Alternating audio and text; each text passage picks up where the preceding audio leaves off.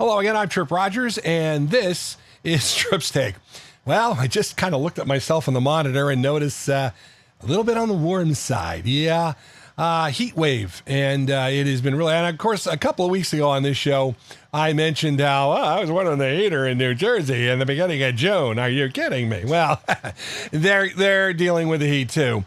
I've talked to a couple folks in heat advisories all along the eastern seaboard. I mean, it's just really hot. But I go back to something I feel, and I'll say, I would rather it be warm than it for to be cold, because I've been through cold, and I mean, that could give you frostbite. That's more dangerous. My opinion. I mean, heat stroke can get you too, but there are ways to cool off. I think the ways to warm up are, you've got to build a fire or that kind of thing. I mean, my opinion. That's my opinion. I like the heat rather than I like the warm. This week, we lost another teen idol, and this one kind of hurt because, well, we knew it was coming because it was announced that he had stage 4 cancer. But Bobby Sherman was someone who, I remember in the 60s and 70s. The thing about Bobby Sherman is he was the quintessential teen idol. In fact, so much of a teen idol, he was number 8 on TV Guide's Top 25 TV Teen Idols. Before he was the age of 30, he starred in 3 television shows. Now, granted, this is back in the 60s when network television was only, 20, 30 years old. But he had 3 shows, but his music career was, meteoric. He had a bunch of hits and then nothing. But Bobby Sherman did something that a lot of teen actors, teen idols are forced to do, find that second act and that third act. And you think about one of the downfalls of being a teen idol is trying to find that second act. Well, a couple of people have been successful. I mean, listen, Donny Osmond found that second act and third act. He continues to do well. Michael Jackson struggled in adulthood. And, again, if you look at the calendar, we're coming up on the anniversary of his death. And that's, a reason why you talk about that, the pitfalls of Michael Jackson. Bobby Sherman did something. He got out of show business for the most part and became an EMT. And he also became a reserve sheriff's officer and a reserve police officer. In fact, in 1999, he was chosen as the Reserve of the Year for the LA County PD. That's not bad. That's not a bad second act. He was married, divorced, and he got remarried again, and he started a foundation for kids. And, he did the Teen Idol tour in the late 90s with a couple of the Monkees and Peter Noon. But for the most part, he kind of stayed out of the spotlight. And every so often, whatever became of Bobby Sherman, that kind of thing.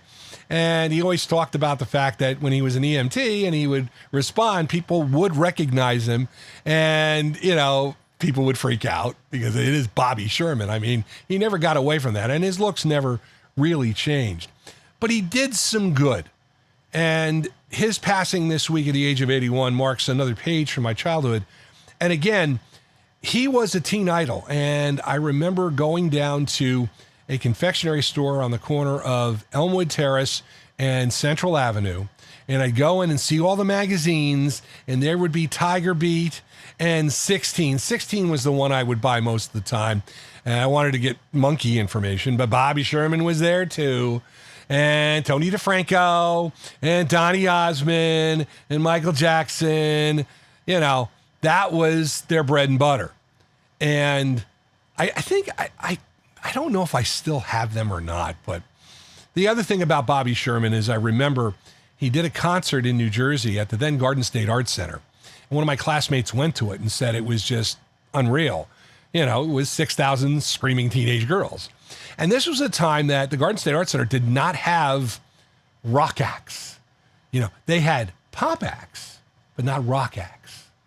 And I think the funny thing about it is that Frankie Valli and the Four Seasons never played the Garden State Arts Center, I don't think until the late 1970s, and they were one of New Jersey's biggest groups in the 1960s.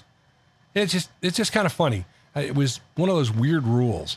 This was an open amphitheater. I mean, it was a great place to see a concert. For first concert, it was wonderful.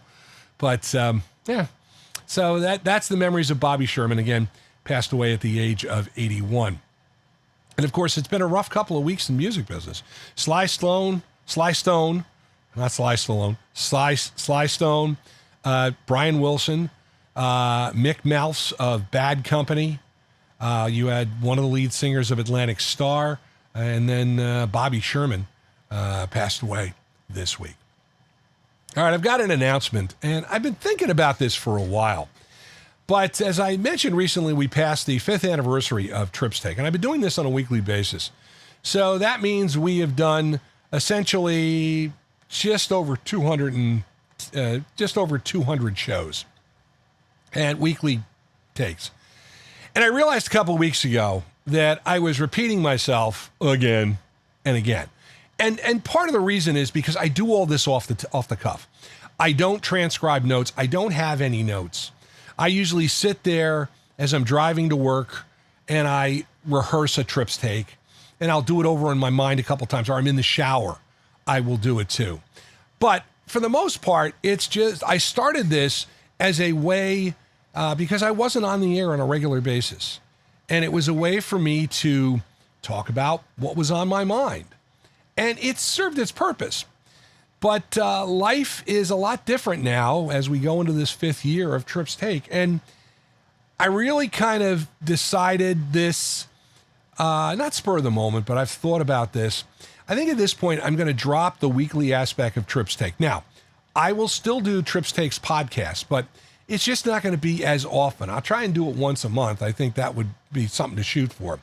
But I don't have a lot to talk about, or as much to talk about. Of course, I'm on the radio every day, so that's part of it.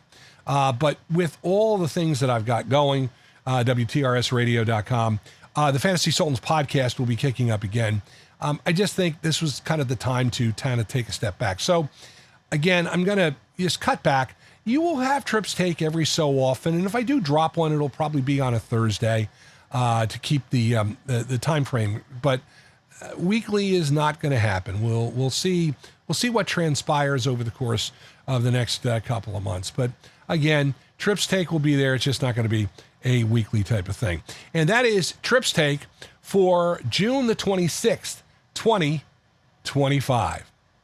Love to hear your comments and questions about my podcast. You can email trippstake@gmail.com. Fantasy football players, get ready. The season will be here, and the Fantasy Sultans, the Hall of Famer Mike Sheck, and yours truly, Tripp Rogers, are getting ready to go. You can find us on Spotify for Creators and YouTube. Just search the Fantasy Sultans. If you like the music of the 60s, 70s, and 80s, and Bobby Sherman, you can hear it on WTRS Radio, powered by Live365.com. Thank you very much for joining me.